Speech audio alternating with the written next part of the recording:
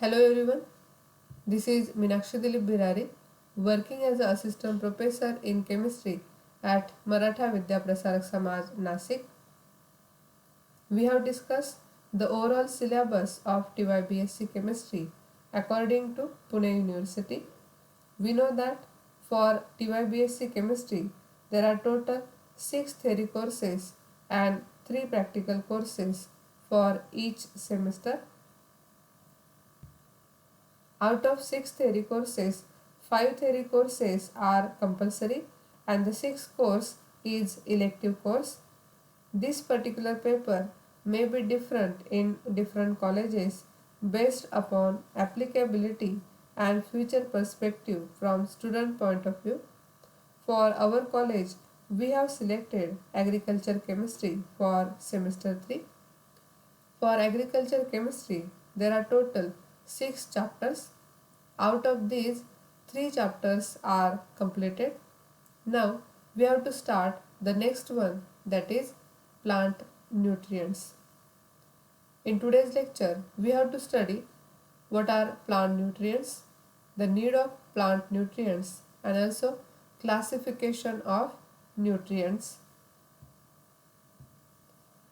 In this chapter, we have to study need of plant nutrients, forms of nutrient uptakes, the nutrient absorption by plants, the classification of essential nutrients, primary nutrients, that is NPK, its role and deficiency symptoms in plants, also secondary nutrients, calcium, magnesium, sulfur, its role and deficiency symptoms in plants, micronutrients, the general functions of micronutrients.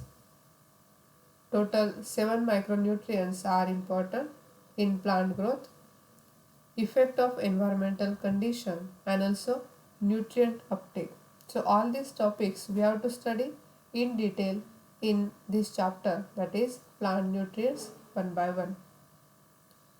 In today's lecture, we have to study need of plant nutrients, forms of nutrient uptake, and nutrient absorption by plants. A German scientist, Baron Justus von Liebig, in the mid 19th century shows that nutrients are essential for plant life. He stated, "We have determined that a number of elements are absolutely essential to plant life. They are essential because a plant deprived of any one of these elements would cease to exist. Knowing the nutrients required to grow a plant is the only one aspect of crop production. Optimum yield also requires knowing the rate to supply, the method and time of application, the source of nutrient to use, and how the elements are influenced by soil and climate conditions. There are total 16 elements which are required for proper growth of crops. Out of these, 3 essential nutrients are carbon, hydrogen, and oxygen. The essential nutrients like carbon, hydrogen, and oxygen are taken up from atmospheric carbon dioxide and water. The remaining 13 nutrients are taken up from the soil and usually grouped as primary nutrients, secondary nutrients, and micronutrients. So, there are total 16 elements which are required for proper growth of the crops. Out of these, 3 essential nutrients, these are carbon, hydrogen, and oxygen, whereas the 13 nutrients are taken up from the soil.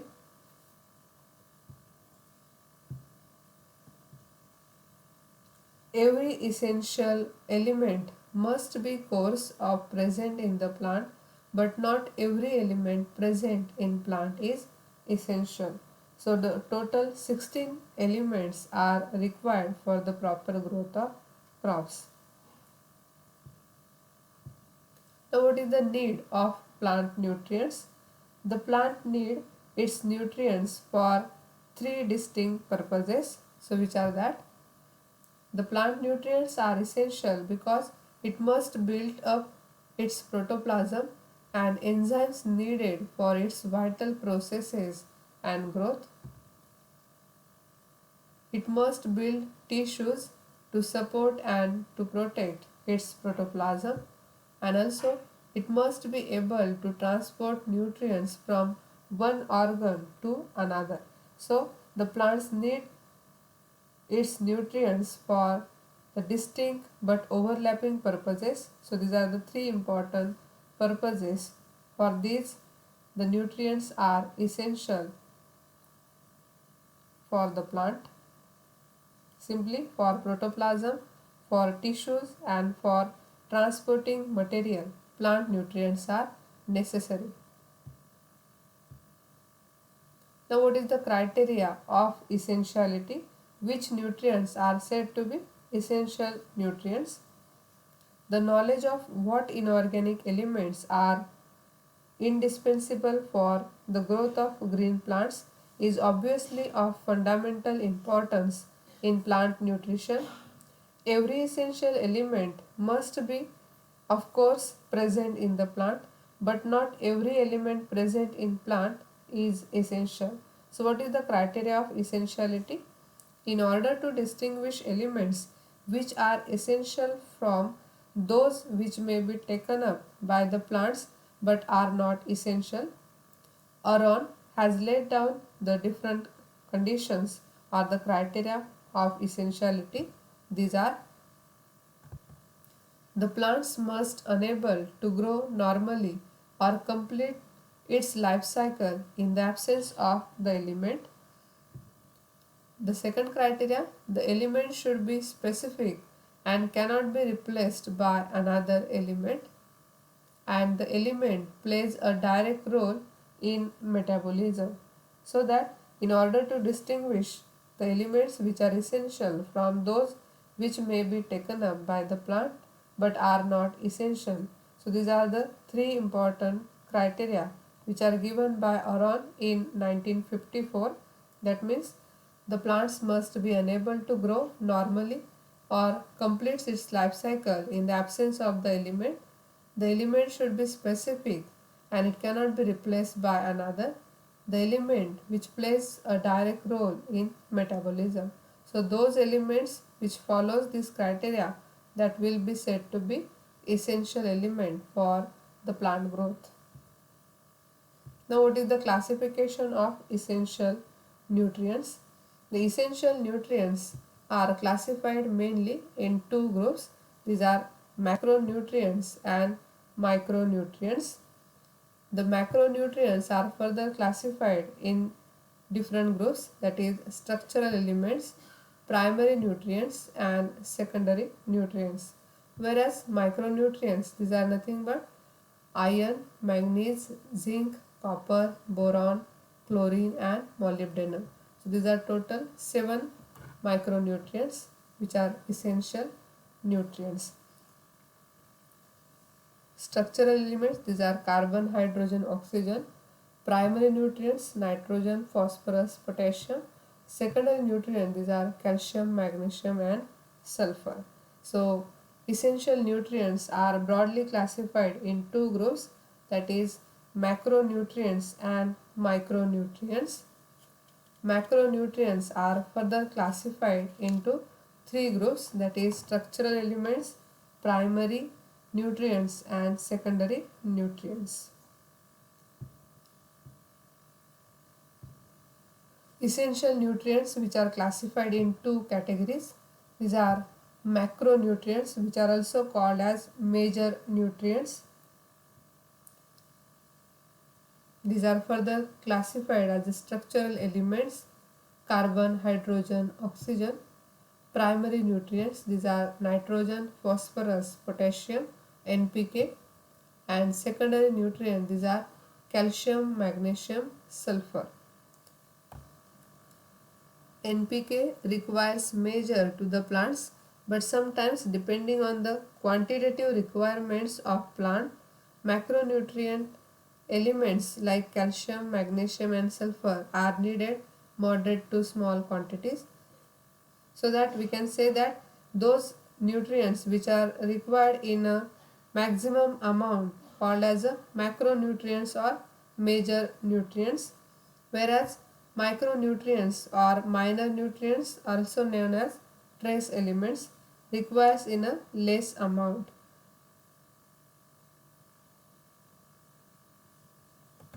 Macronutrients or major nutrients are further classified as the structural elements, primary nutrients and secondary nutrients, which requires in a higher amount as compared to other nutrients, whereas micronutrients, these are called as a minor or trace elements. These are iron, manganese, zinc, copper, boron, chlorine and molybdenum. So these are total 7 nutrients which are called as a micronutrients. One common characteristic of all micronutrients is that they are required in very small amounts. Similarly, they are harmful when present in the soil in large quantities. So this range of concentration in which plants will grow satisfactory is too narrow. So micronutrients are minor nutrients required in very small amounts. So these are micronutrients like iron, manganese, zinc, copper, boron, chlorine and molybdenum.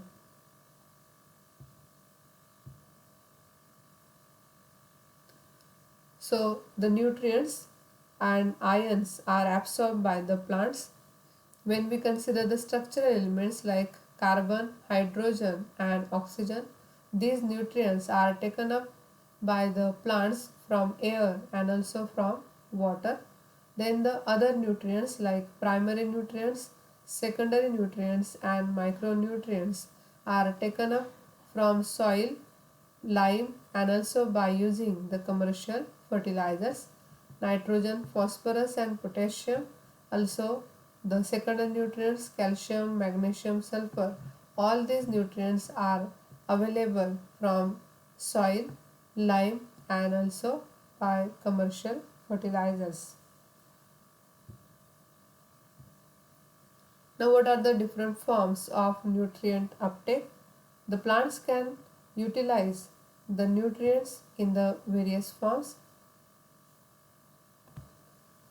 The ions absorbed by plants in which nutrients are available, and these are represented in this table. So when we observe the nutrients like structural elements, carbon, hydrogen and oxygen, these are taken up by the plants in the form of ions. The ions absorbed by the plants, for example carbon, it will be in the form of CO2, it will be absorbed by the plants mostly through the leaves, whereas hydrogen is available in the form of H plus, H2O, also oxygen, that is O2, OH minus, carbon, oxygen and hydrogen, these are available in the form of ions like OH minus, H plus, SO4 2 minus, CO3 2 minus, CO2, like that.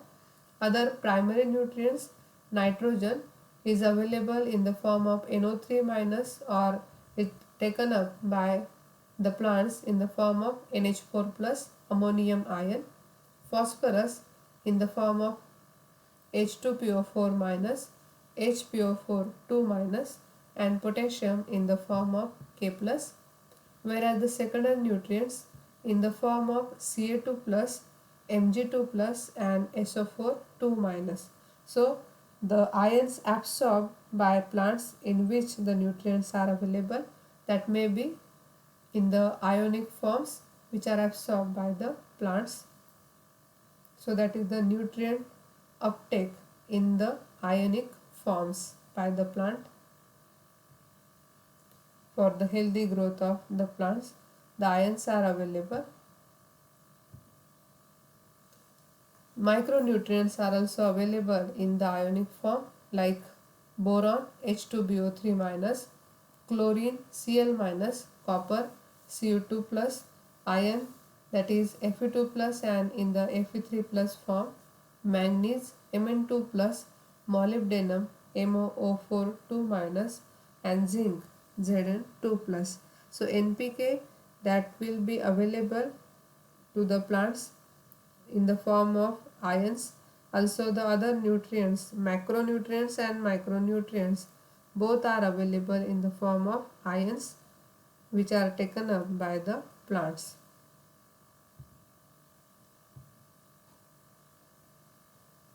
So, structural elements carbon, hydrogen, oxygen in the form of CO2, H2, H2O, O2, H plus in the form of ions that will be absorbed by the plants. For carbon dioxide, the source of carbon for photosynthesis diffuses into the leaves from the air through the stomata.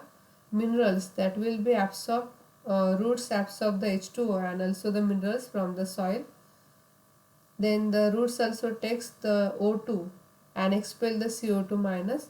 The plant uses the O2 for cellular respiration but is not a O2 producer.